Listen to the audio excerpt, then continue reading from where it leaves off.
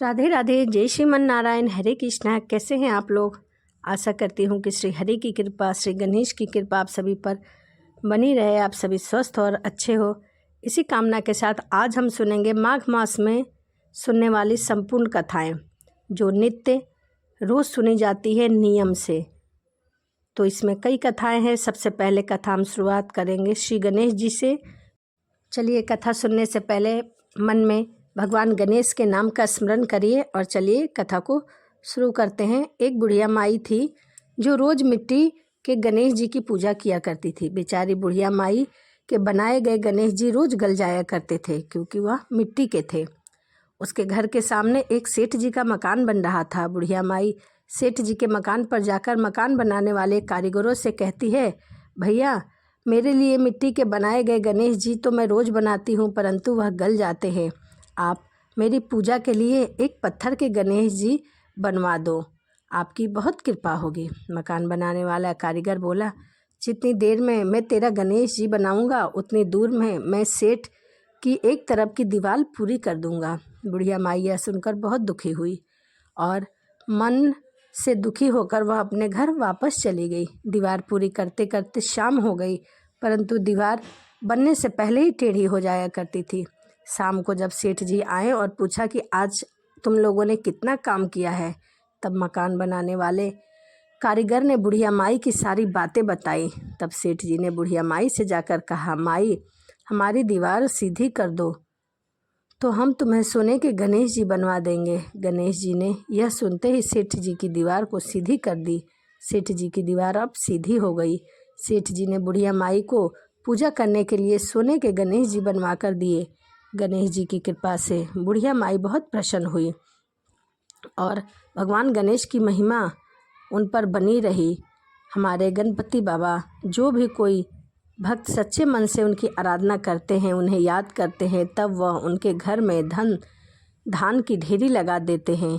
तो यह गणेश भगवान की असीम कृपा उन पर बनी रहती है। तो प्रेम से बोलिए, गणपति बप्पा की जय। आइए अब हम सुनते हैं कथा नंबर 2, कुम्हार की कथा, जिसने भगवान श्री कृष्ण की भक्ति करके मुक्ति पाली थी। श्री कृष्ण और कुम्हार की कथा। एक बार की बात है, मैया यशोदा प्रभु श्री कृष्ण की उल्लाहना से तंग आ गए थे, क्योंकि रोज़ रोज़ कोई ना कोई ऐसा कार्य कर देते थे जो कोई ना कोई उनके यहाँ उल्लाहना लेकर आता था। श्री कृष्ण की माँ यानी कि माँ यशोदा इससे तंग आ गई थी और छड़ी लेकर श्री कृष्ण की ओर दौड़ी। जब प्रभु ने अपने मैया को क्रोध में देखा तो वह अपना बचाव करने के लिए एक कुम्हार के पास जा पहुंचा। कुम्हार तो अपनी मिट्टी के घड़े बनाने में व्यस्त था, लेकिन जैसे ही कुम्हार ने कृष्ण को देखा तो वो बहुत प्रसन्न हुआ।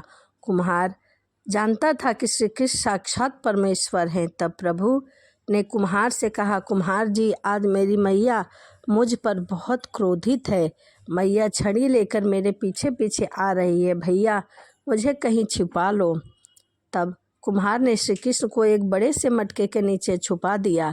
कुछ ही क्षणों में मैया यशोदा वहां आ गई और कुम्हार से पूछने लगी, क्या तूने मेरे कन्हैया को देखा है? क्या कुम्हार ने कह दिया कि नहीं, मैंने तुम्हारे कन्हैया को नहीं देखा। श्री कृष्ण यह सब बातें बड़े घड़े के नीचे से छुपकर सुन रहे थे। मैया तो यहाँ से चली गई। अब श्री कृष्ण कुम्हार से कहने लगे, कुम्हार जी, यदि मैया चली गई हो तो मुझे घड़े से बाहर निकालो। कुम्हार बोले, ऐसे नहीं निकालूंगा प्रभु, पहले मुझे 84 लाख योनियों के बंधन से मुक्त करने का वचन दो। भगवान मुस्कुराए और कहा कि ठीक है, मैं तुम्हें 84 लाख योनियों से मुक्त करने का वचन देता हूँ।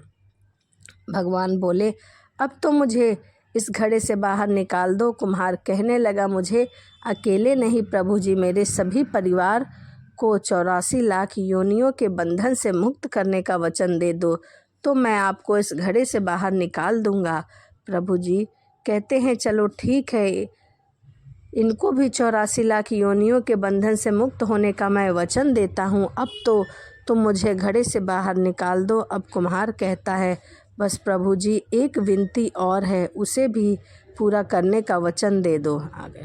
तो ही मैं तुम्हें घड़े से बाहर निकाल दूंगा। भगवान बोले, वह भी बता दो क्या कहना चाहते हो। कुम्हार कहने लगा, प्रभु जी, जिस घड़े के नीचे आपने मुझे छुपा लिया है उसकी मिट्टी मेरे बैलों के ऊपर लाद के लाई गई है। मेरे इन बैलों को भी 84 लाख के बंधन से मुक्त करने का वचन दो। भगवान ने कुम्हार के प्रेम पर प्रसन्न होकर उस बैलों को भी 84 लाख के बंधन से मुक्त होने का वचन दिया। प्रभु बोले, अब तो तुम्हारी कोई इच्छा नहीं है जो मैंने पूरी नहीं की, अब तो मुझे घड़े से बाहर निकाल दो।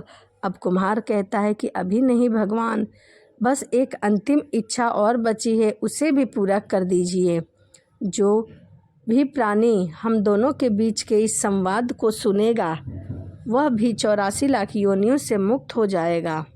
यह वचन आप मुझे दे दो, मैं आपको इस घड़े से बाहर निकाल दूंगा।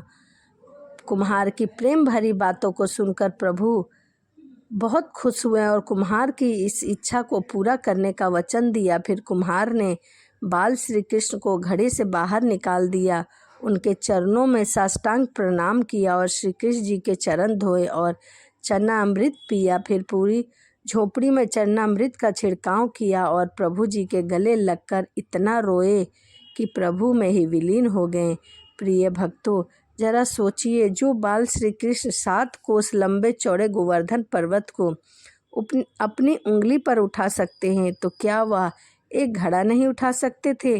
लेकिन बिना प्रेम रिझे नहीं नटवर नंद किशोर। कोई कितना भी यज्ञ करे, अनुष्ठान करे, कितना भी दान करे, चाहे कितनी भी भक्ति करे, लेकिन जब तक मन में प्राणी मात्र के लिए प्रेम नहीं होगा, प्रभु श्री कृष्ण नहीं मिल सकते। तो इसीलिए भगवान की भक्ति इस महीने में हमें ज़्यादा से ज़्यादा करना चाहिए। कहा जाता है कि माघ का महीना कथा सुनने, भक्ति करने, श्री कृष्ण की सेवा करने और स्नान करने के लिए अति उत्तम माना गया है। तो आइए अब हम सुनते हैं भगवान शिव की कथा। भगवान शिव कार्तिकेय ने संतों को सुनाई थी। उनके अनुसार राजा श्वेत केतु, जो भोलेनाथ के परम भक्त थे, उन्होंने काल को भी जीत लिया था। राजा श्वेत केतु सदाचारी, सत्यवादी, धर्म के मार्ग पर चलने वाले सूरवीर और प्रजापालक थे। वह अत्यंत ही निष्ठावान, प्रेम भाव से प्रजा का पालन और अगाध आस्था और श्रद्धा से शिव की भक्ति किया करते थे। उनके इस भाव से महाकाल शिव जी अत्यंत प्रसन्न थे। उनकी कृपा से श्वेत केतु के राज्य के लोग दुख, दरिद्रता, अकाल मृत्यु, महामारी से अछूते थे।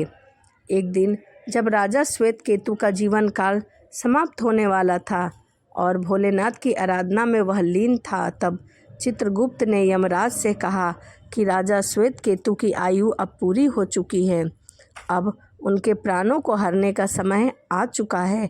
अब उन्हें यमराज के दूत को आज्ञा दी कि वो जाएं और श्वेत केतु के प्राण हर कर ले आएं। यमदूत राजा श्वेत केतु के पास पहुँचे तो वह शिव मंदिर में थे। दूत बाहर ही खड़े हो गए। श्वेत केतु गहरे ध्यान में थे। बहुत देर हो गई, ना श्वेत केतु का ध्यान टूटा और ना ही वह दूत हिले। दूत बिना अपना काम किए वहीं खड़े रहे।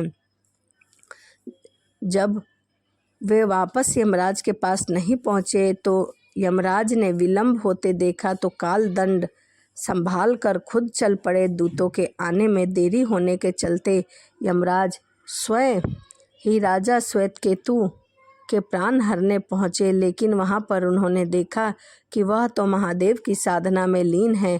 अब श्वेत केतु तो लीन थे तो यमराज सोच में पड़ गए कि उनके प्राण अब कैसे हरे। उन्होंने सोचा कि अब अभी पूरी तरह शिव जी में लीन है, इस स्थिति में शिव पूजा का उल्लंघन नहीं किया जा सकता। तब वह भी बाहर खड़े हो गए। उधर जैसे ही काल को इसकी सूचना मिली तो उन्होंने तलवार निकाली और शिव मंदिर में जा घुसे। काल ने देखा कि राजा श्वेत केतु अभी भी भगवान शिव में लीन हैं, उनके लिंग के सामने बैठे ध्यान मग्न है। वह झटपट आगे बढ़ा और जैसे ही उसने राजा श्वेत केतु का सिर काटने के लिए तलवार उठाई, भगवान शिव ने अपना तीसरा नेत्र खोलकर काल की ओर देखा। भोलेनाथ का तीसरा नेत्र खुलते ही काल वहीं राजा श्वेतकेतु के सामने चक्कर खाकर भस्म हो गया। अब क्या था, थोड़ी देर बाद जब राजा श्वेतकेतु का ध्यान टूटा तो उन्होंने अपने आंखें खोली तो राख के बदले हुए काल को देखा। उन्हें चिंता हुई कि यह कौन है, क्या है। श्वेतकेतु ने भगवान शिव से पूछा, भोलेनाथ, ये मेरे स्वामी, यह किसकी राख है? इसे किसने और क्यों जलाया है? तब भगवान भोलेनाथ ने बताया कि यह काल था जो तुम्हारे प्राणों को हरने आया था। यह बात सुनकर राजा श्वेतकेतु भगवान शिव के चरणों में लोटपोट हो गए और उनकी आंखों में श्रद्धापूर्वक आंसू की धारा बहने लगी। इसीलिए कहते हैं कि राजा श्वेतकेतु ने भगवान शिव की पूजा करके अपने काल को भी टाल दिया। हे भगवान, हे शिव जी, जो भी आपके भक्त हैं इसी प्रकार उसकी लंबी उम्र करना। हे भगवान, उनके जीवन में कभी भी कोई रोग दुख ना आए। एक बार प्रेम से बोलिए ओम नमः शिवाय। जय जय भोलेनाथ की। चलिए इसी के साथ वीडियो को समाप्त करते हैं। इस वीडियो में मैंने सुनाया आपको सर्वप्रथम गणेश जी की कहानी, दूसरा श्री कृष्ण की कहानी और तीसरा कालों के काल महाकाल भगवान शिव की कहानी। तो चलिए इसी के साथ वीडियो को समाप्त करते हैं और मिलते हैं अगली वीडियो में। राधे राधे, जय श्रीमन नारायण, हरे कृष्णा।